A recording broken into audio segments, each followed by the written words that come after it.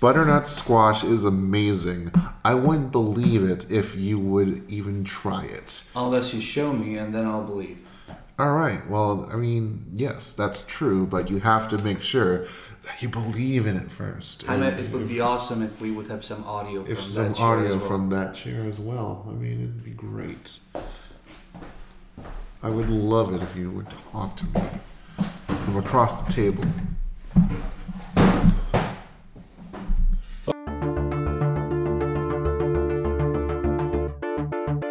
It's happening.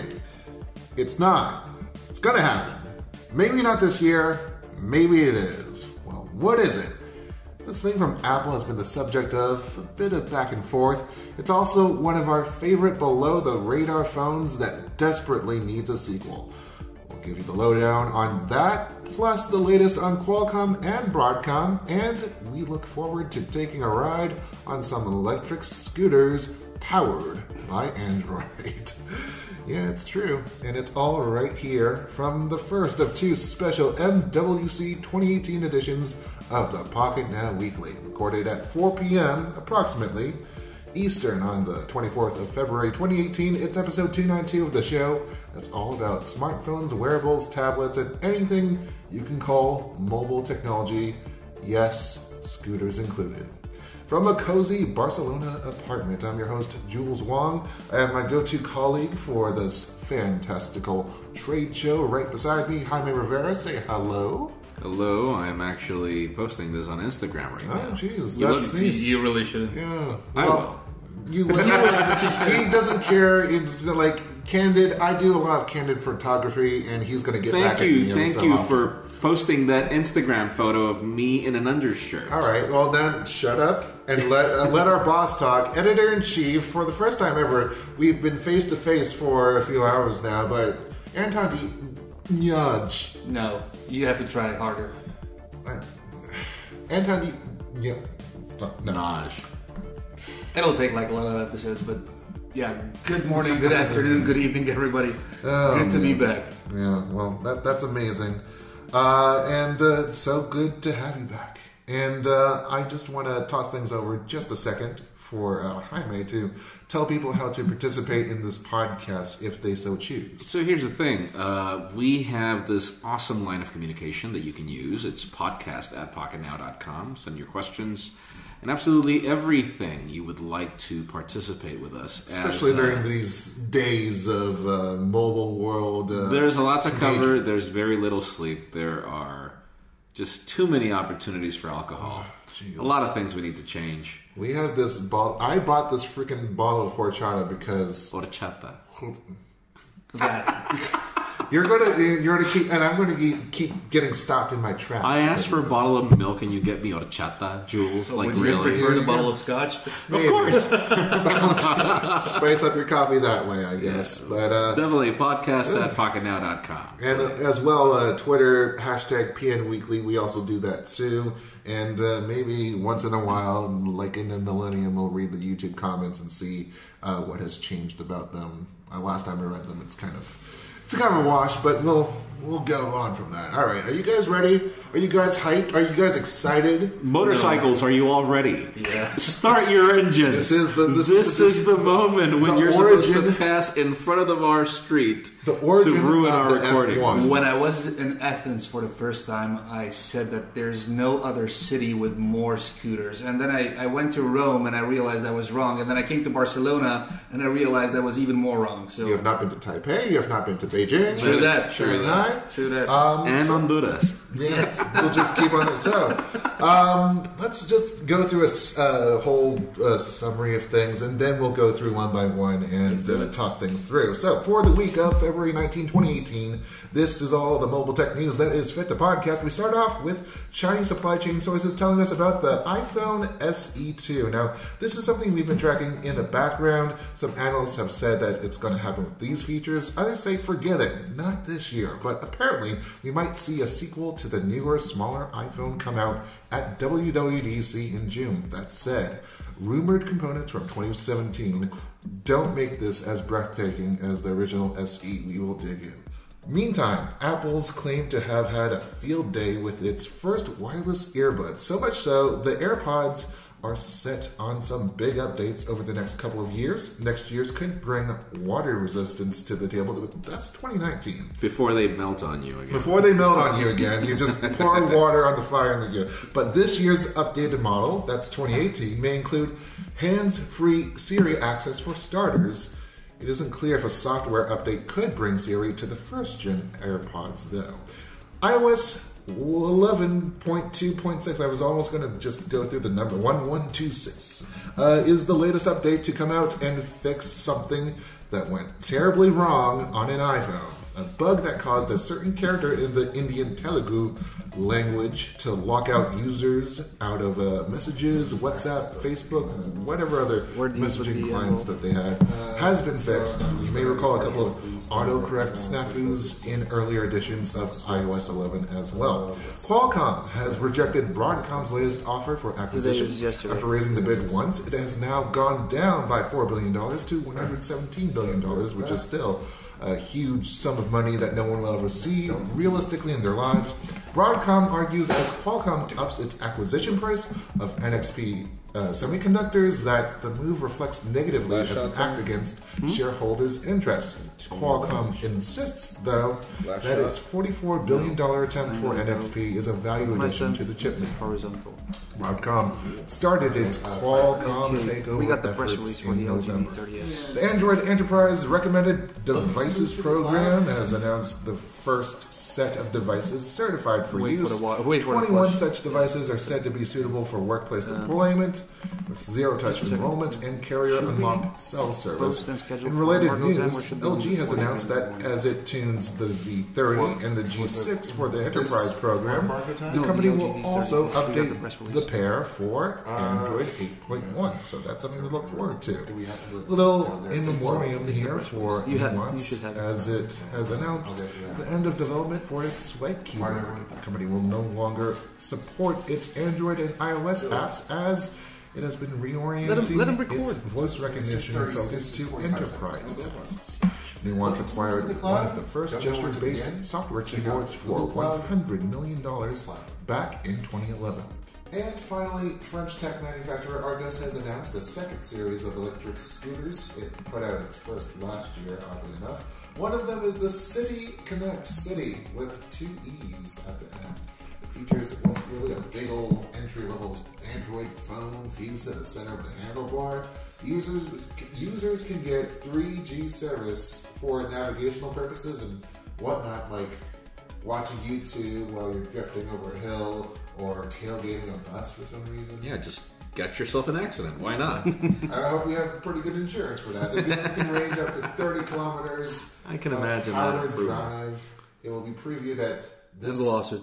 Yeah, at this show and get sold in Europe this summer for $4.99. Dude, have you noticed, like, in Romania, because I notice it in Honduras all the time, like, I'm probably driving behind a motorcycle, and the reason why I can't go any faster is because the guy is checking his phone.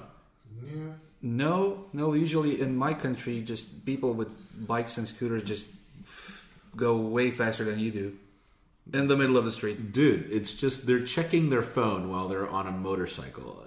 And these are like the clutch-based manual motorcycles. You don't have traffic enforcement in Honduras. Oh, it's horrible. Yeah, every driver has a gun. Well, it's enforced on you because you can pay for the bribe. Yeah. But then for the average bus driver, forget it. If you're the governor, then you get the motorcade and whatnot. So, I don't know. Let's go back up to iPhone SE2, the thing that's been the hot and cold of the year. What do you guys think? You're looking forward to one of these things, and do you think June might be the appropriate? I mean, we did see it June or spring-ish of 2016, so it makes sense. But iPhone SE? iPhone SE2.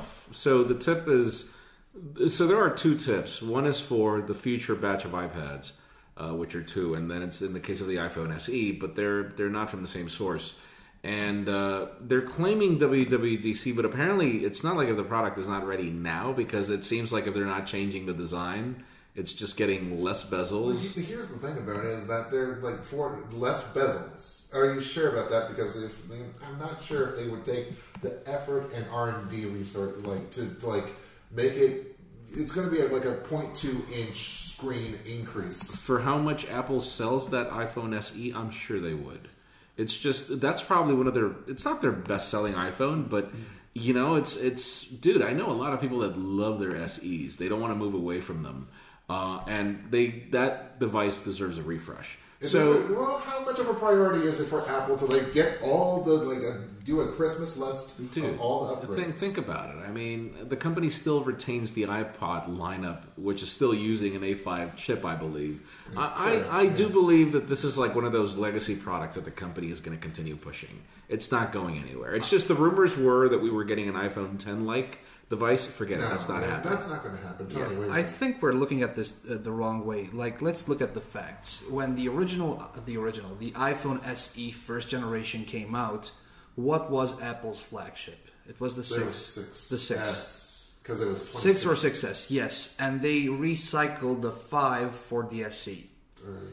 Now that we have the iPhone 8 and the iPhone 10, it would make a lot of sense to recycle the iPhone 6 or the iPhone 7 as the SE2. Yeah. Bring a fresher design to an SE class phone, which would be cheaper. I mean, and then that would warrant a raise in price tag. I mean, 500-ish is what we're hearing. Has to be below 550. You're calling that the threshold now, because like I think just the 500 is. Oh, absolutely! Considering what Android offers for up to $500, yes. And considering the fact that you're not getting top of the line specs, it's the A9, not the A10 Fusion. Maybe it's the A8. It's the A10, not the A11 Bionic. It's not the A11. Yeah, it's the alcohol. Sorry. It's not AR. Wait, is it? Does A10 support AR? It's AR capable. Yes. Okay. It's just not as good. Well, here's the thing: like, if the way that high street analysts are characterizing this is supposed to be a carryover because iPhone 10.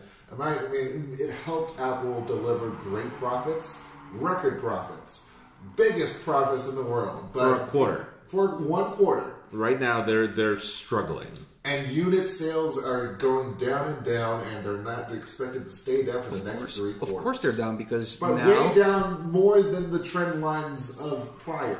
True, because now it's time for the Galaxy. I can buy a new MacBook for that price. It's just, let's face it, and let's be honest here, right now. $1,000 for a phone makes no sense.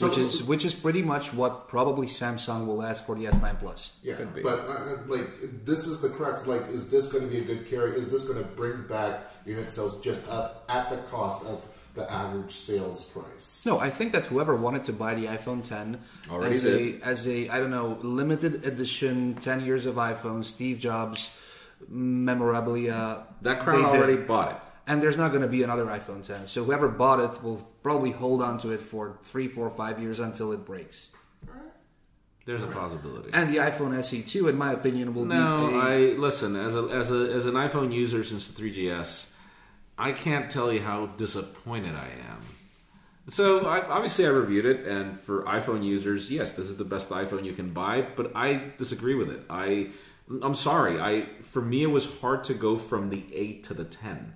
Because the 8 does not have the beautiful display and whatever you want, but it's got the most insane battery life for an iPhone. And then you go to the 10, and then it's crap. I know yours is different, Tony. You've got 0 apps, but like for the average user who has more than the stock apps, you're not in that list. I'm just saying, if it happens, I believe it will be a recycling of a fresher design like the iPhone 6, 6S, of the SE. Yeah, that's it. If it happens. So the rumors are that the design of the SE is kept. They're just reducing the bezels on the display, which would be a big mistake. My source was more vague about it. It was just an increase in the screen size. So. Exactly. But it's not clear if that entails the increase in the actual form factor as well. So I think they'll do it. I mean, the whole purpose of the iPhone 10 is get a larger screen on a smaller form factor. So it makes sense for them to do it with the SE too. And let's not forget the rumors about the glass back, and Apple wants to go all in on wireless charging. Apparently, this source says metal, so maybe not. Then, if this source says metal, I'm saying this rumor is not true. Well, we'll see. We'll see. Yeah. There's only one way to find out. Definitive live and see predictions here. Let's go on to AirPods. Who do you know? I've never used AirPods.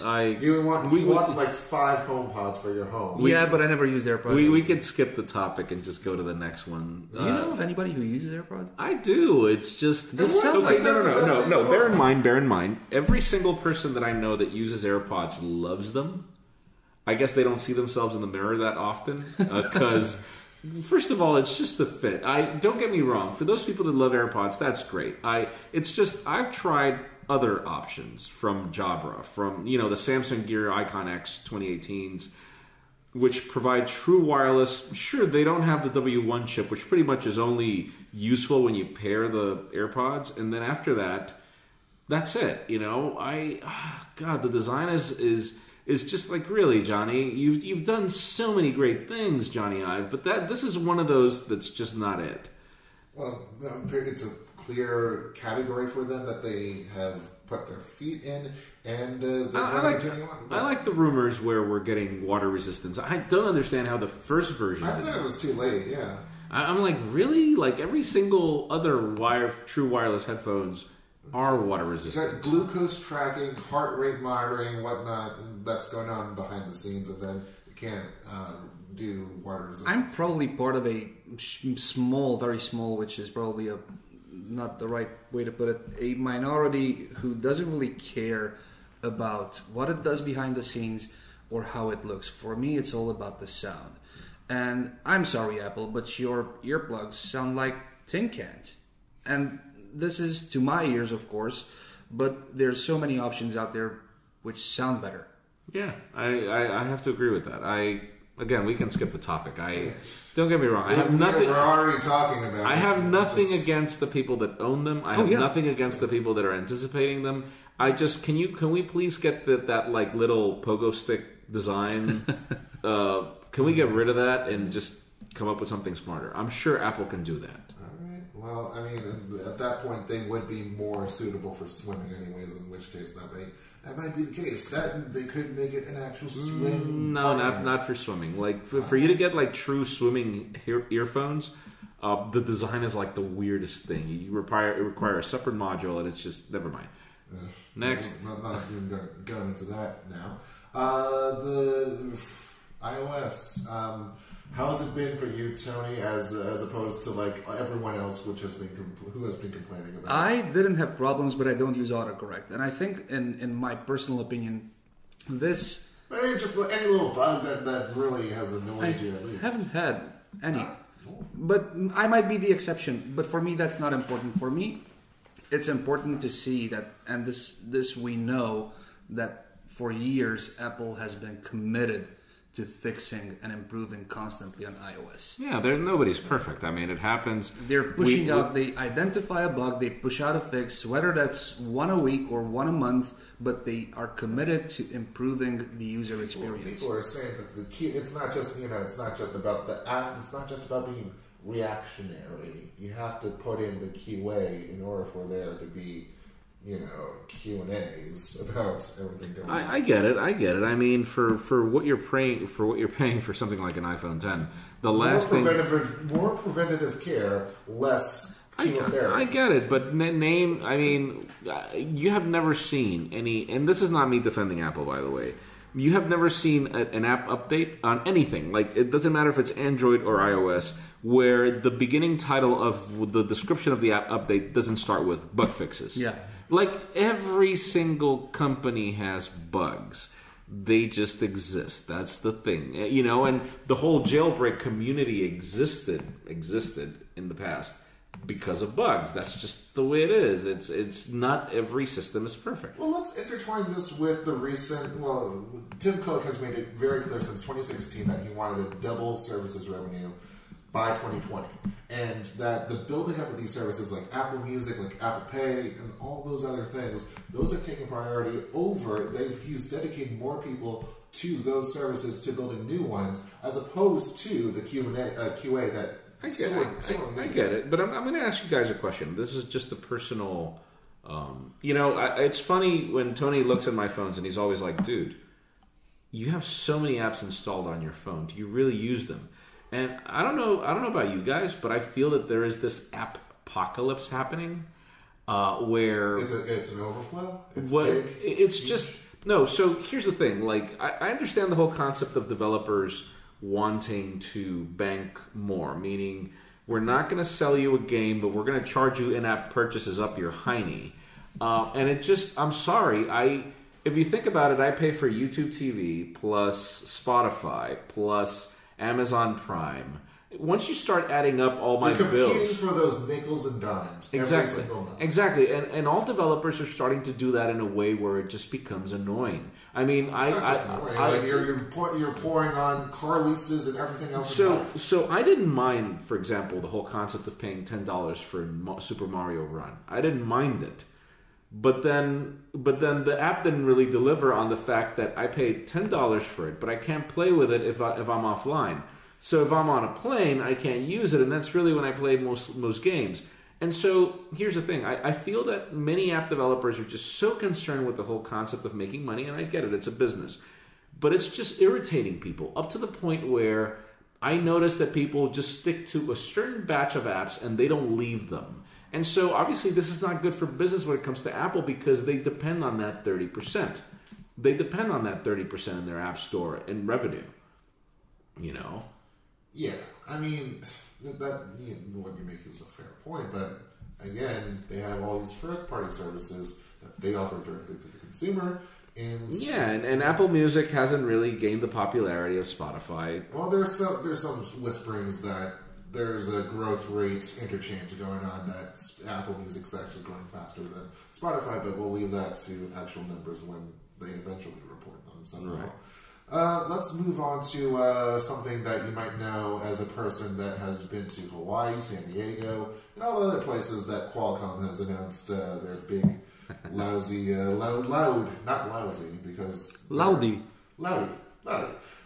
Innovations, because they are important innovations. You know, when the 3GPP announced their standards for 5G, they pounced on that. They've been working on the X50 modem for years and years now, and now there's the whole there's jockeying going around, because when Broadcom brought itself into this situation and wanted to buy Qualcomm was in I'll say a number 2 sandwich, hold the mayo, with a freaking Apple and all the other anti-competitive things. I don't think it's going to happen.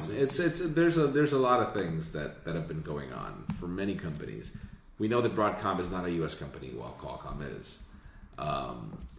And so they're domiciled in Singapore, but they're looking to re-domicile. But so it's not a U.S. company. It's not a U.S. company. And let's face it. I mean, how many companies provide, like right now, innovation comes from very few companies in the world. And I have to say this. I mean, from everything that I've seen, from everything that we've seen since the days of CDMA, Qualcomm has been it. From modems to the creation of CDMA, and then pretty much pioneering everything that made LTE possible. Qualcomm is a major player, and it's interesting to go to their campus and just to see that their R&D is probably at least 10 years ahead of anything that we'll ever see. I've seen products from drones, like they're doing work. 5G drones are going to be the next big Listen, thing. it's just, I've seen them, like their demos. Their demos include anything from smart driving. They're investing in R&D in just about anything you can think of. But not to be and to be like, well, going back to your point, I did. It's not like if I noticed Qualcomm employees being like, "Oh yeah, we're waiting to see what happens with Broadcom." No, I see a company that's like, "Oh yeah, this is happening," but it's like, for them, it's Qualcomm is Qualcomm, and they're working on making Qualcomm what it is. And right now, let's face it, I mean, the major push in 5G, which is pretty much going to start next year. We've got Spectrum coming by the end of this year. We're most likely going to have smartphones powered by that X50 by next year. So Qualcomm is pretty much ahead of it. So I do understand Broadcom's intent to buy, and obviously if they can get a majority in the stakeholders, that's fine. March 6th. What I'm saying is, if stakeholders would accept to sell Qualcomm, this would be probably the worst time. Like, with 5G around the corner, Qualcomm pretty much is providing the whole IP that makes this possible. And so, would you really sell your company at its best? It's not performing at its exchange best. What do you mean? What do you? No. Don't base your impressions on the whole rumors of. Well, no, not on the whole rumors. On the whole lawsuit with Apple and everything. No. Qualcomm as a company, as what they are, literally. I mean, their operation is mainly based on selling chips and providing R&D. There's reality to the deal that would have to move forward, such as regulatory concerns and all these national security concerns and whatnot. And there is the fact that Qualcomm, as much as it is the biggest innovator in our sector, period, much less in the tech world, like it still has its troubles trying to figure, and it's these things can potentially damage it, potentially limit its market share, potentially. Dude, it's just so. Here's the thing. I mean, Qualcomm may be a public company, but I mean, how much of their existence really depends on shareholders? Just think about just how much money the company is making through IP alone. Just the fact that every single product that we have on this table has at least one Qualcomm chip. So their sales alone are. They're big. They've sustained it again. What I'm saying is I don't even understand why Qualcomm is a public company, because they kind of don't need to. I mean, this is just, we're better off protecting themselves. This is just funny, but I did not know much of this until I participated in the first event, and I'm like, you guys are kidding me. I walked into the room and I had no clue that Qualcomm was pretty much in charge of building CDMA. I had no clue. I just walked in and then I saw the Motorola V60. You remember that time? Mm-hmm. And the V60i and all the CDMA technology, and then what they did with LTE, it's just their R&D alone. Think about it. Which are the companies that are thriving right now in mobile? Samsung, how much do they invest in R&D? They invest a crazy amount of money in R&D. Huawei, they invest a crazy amount of money in R&D. ZTE, when it comes to mobile spectrum. So did Nokia when Microsoft bought it. So did Nokia as well. And, Apple, obviously, they've got their own thing. But let's just face it. I mean, when it comes to innovation in the United States, even if Broadcom would be able to convince investors, do you really think that the Federal Trade Commission will allow something like that? Yeah, that's going to be especially tough. But I'll just say this. Qualcomm, you're talking about CDMA. That's the basis of their anti-competitive claims from many different governments as well as Apple. What do you want? I mean, they came up with the technology and it became a standard. There was TDMA. Well, it's not standard essential patent. You remember that. It was TDMA, it was CDMA, it was GSM. CDMA became one of the most famous ones through Verizon and Sprint. Let's not forget that companies buy out each other or merge for several reasons, among which are also the following. Just to put a competitor out of business. True. Just to obtain their... Which is the reason why you have the Federal Trade Commission that's obviously looking to avoid that. Why did Google purchase Motorola? Just for intellectual property. Yeah, IP. Microsoft and Nokia. Exactly. But, well, we could belabor this point all night long, but... If anything, let's wonder this. Okay. I mean... Right now, every single Android phone that we have is powered by a Qualcomm chip. Every single one. Save for the Exynos and some others. True. But even that, but fine. What I'm saying is, if it's not the modem, it's this processor. What guarantee do we have that Broadcom is going to continue that same level of innovation? Because Hock Tan, its CEO, has been famous for driving profits above and doing so through just cost cutting and all that. So that's a concern. That's a definite concern. And there's no clear sign that he would change that, especially with that bid being lowered by $4 billion. So it's like he's a very ruthless business person. He's made great success out of it. Yeah. Well, that's happy for him. I mean, every company has got their own mystique. Well, I'm just going to say I hope that Qualcomm continues doing what they're doing. The more that I've been exposed to what the company has done over time, the more I'm like, I hope this continues. All right. I hope this continues. Well, let's hope that. Well, we'll have to see where it continues too. And in the meantime, Tony, do you want to ride on a scooter with? No. Anything that has less than 4 wheels is not for me. Okay. Well, you'd be over the weight. I'd be over the weight limit too. But Arcos City Connect, this scooter with Android, the world's first. Is this really funny? You should bring it up, Jaime. 2 years ago, here in Barcelona, a couple of buildings down the street, we went with that awful joke. You remember? Which one? 3 guys on a scooter and a selfie stick. Oh my god! Listen, I mean, Android is ubiquitous. It works on anything. I have an Android powered projector. There are Android powered toasters, refrigerators, you can say the same vacuum cleaners. I like the fact that the operating system is so versatile. You could apply it to anything.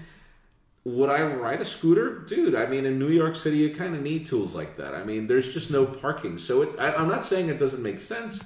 I'm saying it just, so long as the price is right and they figure out a way for it not to be intrusive and truly smart, why not? I mean, I have nothing against it. Well, my bid in this is that I want to see if we can do a video about this and add it into your But queue. does it? So, Oh, I'm sorry. that's it. No, that's it. That's it. You have one more thought? No, I was about to ask, does it improve your life? I mean, seriously. In a car, okay, I can see... No, Tony, you're in Romania. You're in Oradea where... Like, No, I'm in New York. I have all the services and everything at my fingertips. You've never been to New York. That's the thing. Subway's on fire. I'm riding on a scooter Okay, so... powered by Android. How does that make me, my ride, my commute easier? That's a valid question. It's a valid question. It's a valid question, but in cities like New York, that's the reason why concepts like City Bike work. You pay $100 a year, and you have a bicycle that you're able to grab. And as long as you know where you're going. As long as you know where you're going. But obviously, here's the thing. I mean, New York City alone is just such a complex city where if you don't know what it's like to try to grab the E train. Oh, I'm not debating the C train. I'm not debating the scooter. At peak. Like, you can't even Are we get... seriously debating the scooter? Oh, no, I'm not debating the scooter. I'm debating the Android-powered version of a scooter. Well, why not? It could be anything else. If iOS was an open source. No, it's no use on a scooter. I mean, it's illegal to text and drive. It's probably illegal to do a lot of things while driving in a car. Not to mention a scooter. Why not just put in like a proprietary low power GPS? That's a good point. That's a good point. What's the added value? It's still hard to predict. It's just... The added value is that it's software of any sort that allows GPS or live navigation as you see it, and you don't have to... It's hands-free. You don't have to plug into your phone. And a potentially hackable device. It's just, I guess, that's a good thing. True. But, well, let's hope that the circuits are not crossed. But is there anything wrong with the whole concept of Android being everywhere? I mean, I think that was like... It is. In my mind, it is, because we've been hearing all of these reports that Android, pretty much like every other OS, but since Android is a huge chunk of the market, more reports come from Android that Android is vulnerable. Don't get me wrong, every OS is, but because of their spread in the market, they're more vulnerable than others. No, and I get it. We actually participated in a meeting today we can't talk about. But there was a lot of talk over just how the dominance of Google in services and just how much companies want to avoid that. There's nothing wrong with the great services that Google provides. It's just the fact that they're pretty much everywhere. And so I get your point, Tony. I mean, what is the point of an Android powered toaster?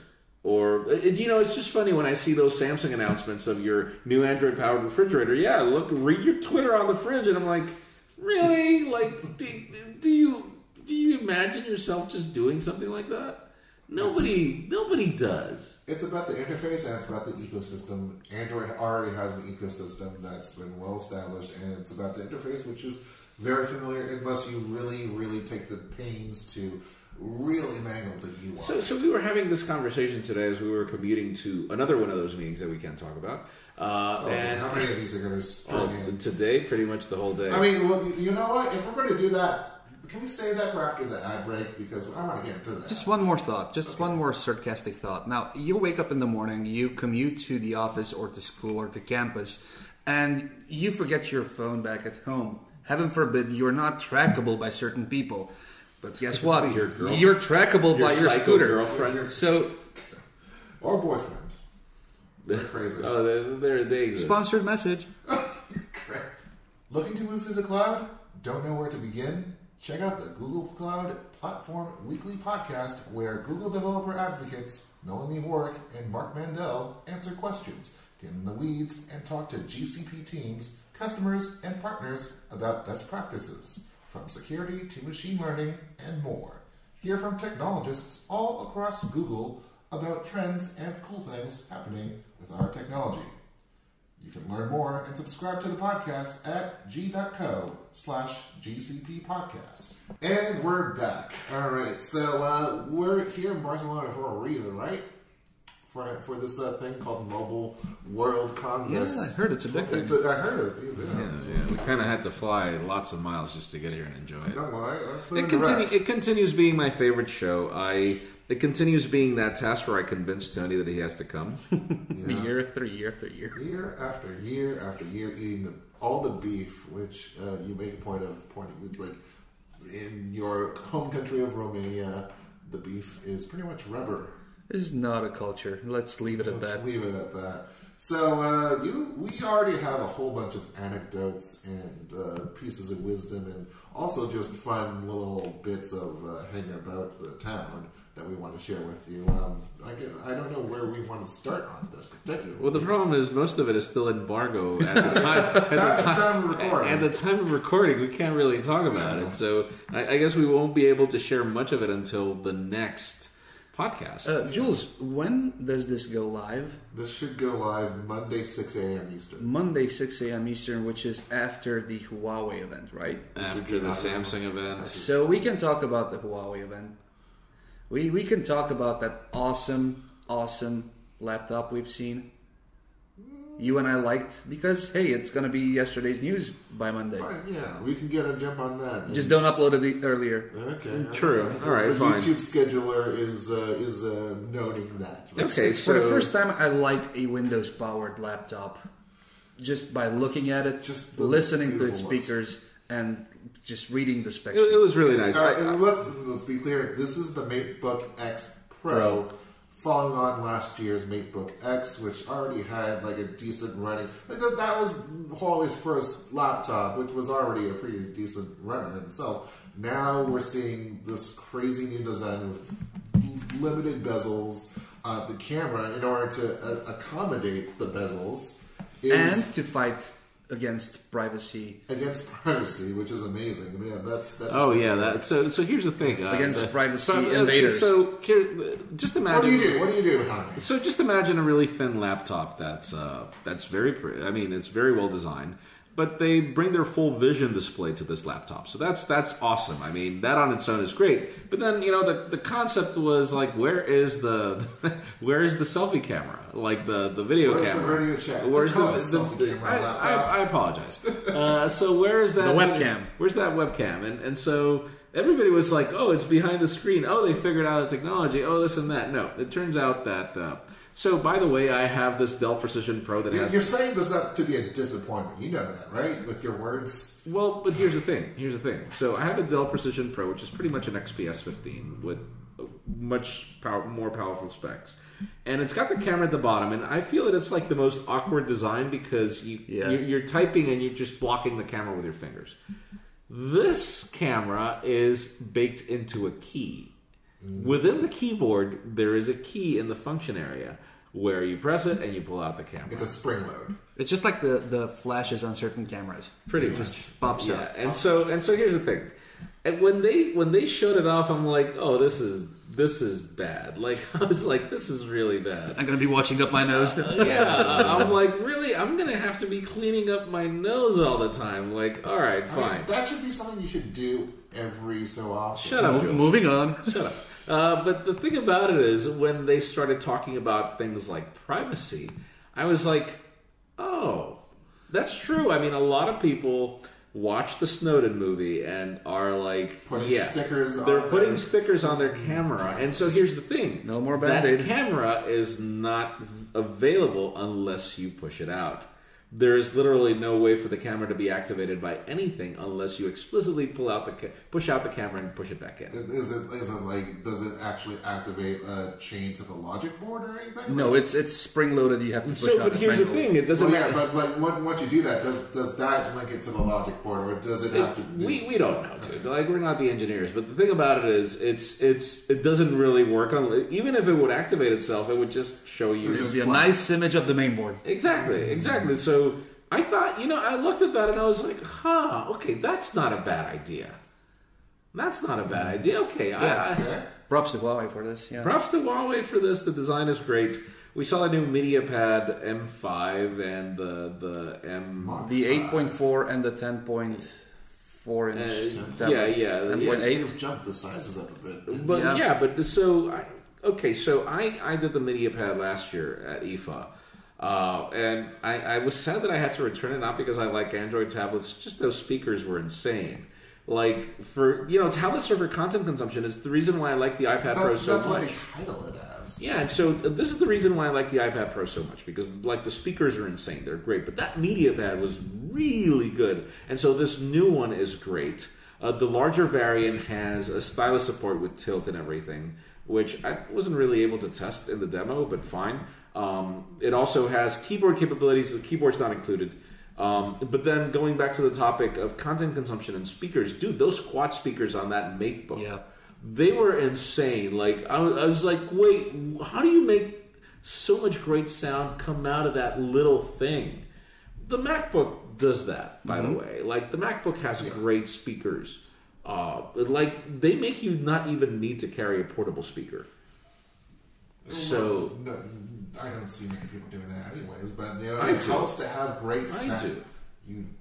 You're weird, man. Thank you. And since this will go live on Monday after the other embargo, I'm just looking at an article on Pocketnow published doing exceptionally well. Published on May 4, 2012 by our esteemed ex-colleague Michael Fisher, currently Mr. Mobile. The headline goes like, "Phone names are out of control." And if you guys remember all those crazy Samsung Galaxy S2 Epic 4G touch phones. Oh my god, let me give you the LG Please. V30S. That's where I was. That's what I was fishing for. Wait. Where's the box? It's the LG V30 plus V30S Plus Think. Think you. Because it's think with Q at the end. Can anyone repeat that without the stutter? You have to pronounce it with Q.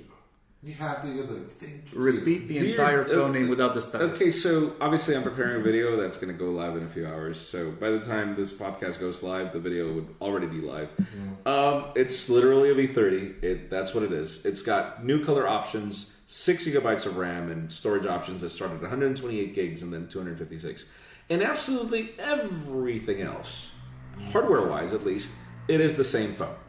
When it comes to software, we've got Android 8. That's great. Finally, LG, thank you. But the I guess the most interesting part is what they're doing with the camera. So on one end they got this bright mode where so the bright mode pretty much enables what I think it was the HTC U Ultra that did that, where it had a 16 megapixel camera, but then it would create a 4 megapixel photo. Downsampled version. It wasn't a downsample. It was actually actually use the pixels to capture more light. It would create ultra pixels, pretty much. Pretty much. So divided by in square. Yeah. It would be in square. Yeah. It would allow that. So that's one thing, the bright mode, and apparently that bright mode works also in video. Haven't been able to confirm. We just powered on the phone and we're going to play with it. But the second one is, just like the HTC can do that, it also has a feature that we've seen from Huawei, where you point the camera. So they talked a lot about AI and what they're doing, but AI and what they're doing is pretty much what Huawei already did with the Kirin 970 and what Google Lens is trying to do. And Google Lens was trying to do. So here's the only thing that's interesting. For those of you that have been following the news of the Snapdragon 845, really, these are features that were coming with the 845, but LG is pulling them off with the 835. Oh, okay. So that's interesting that you don't have to wait. You don't have to wait over the next few days for the Galaxy S9 to bring that. They're just building their neural machine learning chips. Yeah, and it's all baked into the chip. Like it doesn't really depend on the cloud. So that's all. These are all great things. But going back to the topic, it's another underestimated LG V30s Plus. Thank you. Thank you. You're welcome. I'm sorry, LG. Like literally, I mean, so I like the name ThinkQ. It's like or ThinkQ. Or it's just a thin Q. Yeah, so I like that. That's a cool name concept. Could we just give me ThinkQ and just could we remove the LG V30s Plus, whatever? Like really? Like there's branding in the box that also says U plus. Like what the heck? U plus is a carrier in South Korea, which is LG. Oh, okay. Which is like okay. Oh. But they have trouble with letters and numbers. Oh snap! Screen burn. What? Oh jeez. Your screen burn on this V30s Plus ThinkQ. Oh. Okay. Why did this After 2 hours of operation. Well, this is the always on display. It's going away. But hold on. Let's turn it off again. Image retention. Let's turn it off. Let's turn it off. It's image retention. Fine. Yeah. We'll play it safe with the words. Let's not. There we go. There. Take a photo right now. Incriminate. God, let's leak it. It's gone, but it remains there. I'm already half enemies with Evan. I don't need a freaking war. All right. I'm sad. And here's the thing, like there's so many things about the V30 that would have made more sense with the 845 processor. Like the 845 processor supports a wider color gamut. It supports, it has its separate neural engine. But most important, it supports 10-bit camera sensors.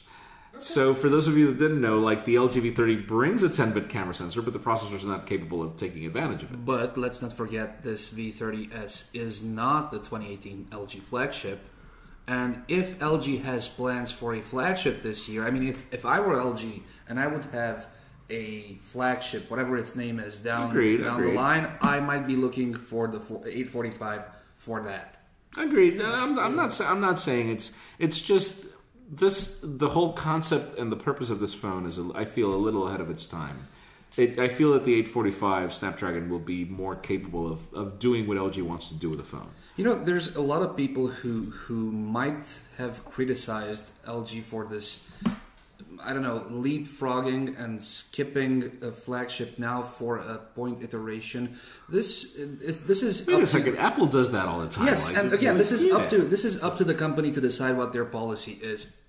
For one, I think this is a good move because I really liked the G6 last year, and I think that LG made a big mistake in announcing the G6 so much time before the Galaxy S8 that by the time the S8 came and stole all the headlines and the buzz, the G6, nobody remembered it was the first 19:8 or 18:9 screen. The 2x1? 2x1 screen. The first rounded cornered phone of 2017. And nobody talked about it. Okay, but that was the shipping Tony, windows. but let's face it. I mean, LG, with all the love I have for them, because I do, that I love their televisions and I love what they do in displays. I'm sorry, LG, but I'm sorry. Samsung invests so much money in marketing. There's just no way that you're going to garner the same amount of popularity if you play Shadow Warrior here. Well, it's not just, wielding the sword, but also like actually using it properly and not doing Jason Statham clone. But I don't even think LG is directly competing with Samsung. I mean, they're from the same country. Yes, they make premium smartphones, but they're not direct competitors. I think that LG, I don't know the current numbers, but last I checked, it was the 4th or 5th OEM with Apple, Samsung, and Huawei being in the lead. So I think that LG has. Global, you're talking about? Yeah, no. I think LG has other fights. Because it's Samsung, Apple, it's Huawei, just, Oppo, and here's the thing. I feel like, okay, so we have a new president. The new president was announced a few weeks ago for the mobile division. I think that was necessary because here's the thing. For Samsung, their semiconductor business is a business. Their TV business is a business. Their Android Power refrigerator business is a business. All these things receive the amount of limelight that they should deserve from marketing campaigns and everything. Sadly, LG is good about their televisions. They're great about their, the way they provide hardware for other partners like Apple. But for them, smartphones are an afterthought. This is like, it's like in the case of ZTE. I had no clue that ZTE was so large, and it wasn't until I went to China that I realized that really for them, they're making smartphones, but they're not providing the same level of importance to that business as they are to Spectrum. And so, I have to hand it to companies like, again, Samsung, Huawei is another one, that their business when it comes to Spectrum is insane. It's they do the networking stuff, and that's great, that's important, that's what is needed for us, the consumer, to use that Spectrum. But if they don't do the goodwill, if they don't do the glad handing on the consumer side, if they don't show them in with the first step, hey, here's our hand, take it, and we'll show you some magical things, then I don't see the point in just trying to keep the train flowing. Let's face it. I mean, it's marketing. In this world, in any world, consumers are driven by how much they know about a product, and that is marketing. Obviously, as reviewers, we can only do so much. I mean, our fan base is mainly niche based. I mean, it's really just mostly geeks like us, obviously. But the average consumer, which is really, let's look at, dude. I mean, we've gone through all the metro system here in Barcelona. What ads do you see on the metro system? Samsung. No, selfie photos shot on the iPhone. Oh yeah, I can attest. I can attest that the portrait mode on iPhones sucks. After anything that you use, that's such a big deal about it. Well, I'm sorry, but the Pixel just makes anything look bad. If this portrait mode were launched like 2 years ago, it would have made sense. But ever since Google just made this thing, just this insane bump in photography, but point being, advertisement from Apple is insane. Advertisement from Samsung. I mean, in Plaza Catalunya, they've got like this booth where people can go experience anything Samsung, and it's right in front of Apple. Across the street from Apple. Across the street from the Apple store in Paseo de Gracia. So, unless you're aggressive about product placement, which I agree, it's a lot of investment, you can't become a Samsung or a Huawei without that. It's hilarious. Like in Honduras right now, you go to absolutely every single airport in the country, and it's full of Huawei Mate 10 Pro ads. It's full of it. Up to the point where, like, the whole concept of Huawei phones being cheap that existed years ago no longer exists. Like, people actually aspire to get the P10 or the new Mate 10 Pro. Yeah. Like, the people are actually like, dude, I want a Mate. Like, what a beautiful design. Like, what beautiful this. But where do you think that comes from? That comes from advertisement. It comes from our reviews now. Of course. Of course. I wish more of them would come from our reviews. Pocketnow.com, please. Also, do we want to talk about the misadventure that I had? I'm going to chip it in because I'm the host, and I'm going to say my bag was stolen, and you probably heard about it on our freaking MWC boots on the ground. Gotta do it now. Video. You know what the biggest problem about Jules losing a bag is not really. It's the aftermath. No, obviously losing a bag is sad, and I'm so sorry for you, Jules. But the most difficult part is finding new clothes. Insane. Because Jules is about the size of this apartment window. Yeah, pretty much. And this apartment window is like really tall and really wide. So you can imagine what it was like to take this guy out to find him clothes. That was.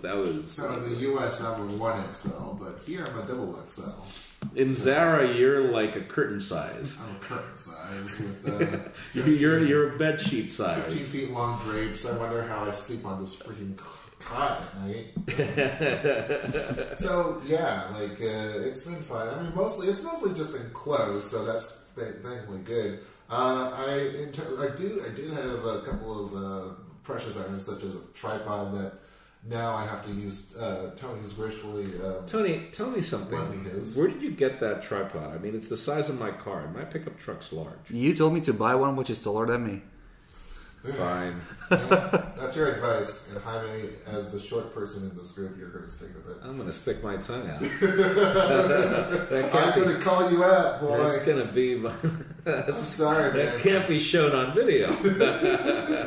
Well, in any case. And then there was like this, I brought my Pixel 2, a Central phone, and a Nexus 5X. And you're left with what? I'm left with the Pixel 2, with the Project Fi, which is the only phone I ever really need ever again.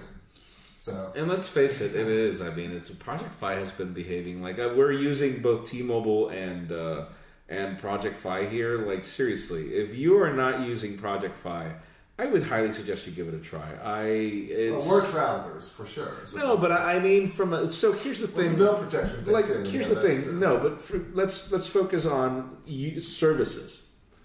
So the biggest problem with Project Fi before the bill protection was really the fact that it wasn't an unlimited service. It cost $10 a gigabyte. It would cost $10 a gigabyte. And so obviously once you start doing the math, the more gigabytes you consume for people on unlimited plans, it didn't make sense. But here's the thing, like from a guy that spends a lot of time in New York, the biggest challenge is for you to have a network that works. And so the cool thing about having Fi is it jumps through 3 networks. And so it jumps through 2 networks that don't work about half the time. US Cellular and Sprint. And then T-Mobile is... It never works at all, so that's great. It works for me. Stop being well, I was thinking you were going to refer to like local Wi-Fi, but there's a case going on about that, and that's going to be prickly and all that. But I enjoy my Fi service. Thank you very much. I don't mean to diss on the individual networks that harshly. I'm sorry, but T-Mobile Edge. T-Mobile Edge, no. I mean, and GSM is dying. This is, and we get some edge going on around here, so that's unfortunate. So let's wrap it up. Yeah, let's wrap it up. Crosses to my missing stuff. I hope the thief he's probably got new curtains in his apartment. Great. Well, good luck to him, and thank y'all. Thank you too for joining me. Thanks for having us on this podcast here. We're gonna have one next week, but until then, that is a wrap for episode 292 of the Pocketnow Weekly. Be sure to hit us up on Twitter. Jaime Rivera is at JAIME_RIVERA. Anton D. Nudge is at ANTOND. NAGY, yeah, that's right. You butchered that. Well, you butchered that. I was freaking, I didn't expect you, originally this was supposed to be me and Jaime, but yeah, I know I had to add this on. And now I'm at Point Jules. You can also see full details on all the stories that we've talked about and more. You can hit pocketnow.com and on all the social medias. And look for the podcast section to get to this episode's rundown.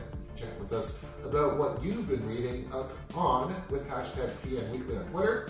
Also be sure to check out Jaime Rivera and the Pocketnow Daily on our YouTube channel. If you like what you have heard, review us, give us stars, and give us your thoughts. We're on Apple Podcasts, Google Play, and wherever else you're listening. And let us know what you want to talk about too. Podcast@pocketnow.com. Thanks for watching. Thanks for listening. You're one of the many reasons we've been doing this every week since 2012. We're back with more mobile tech talk next week.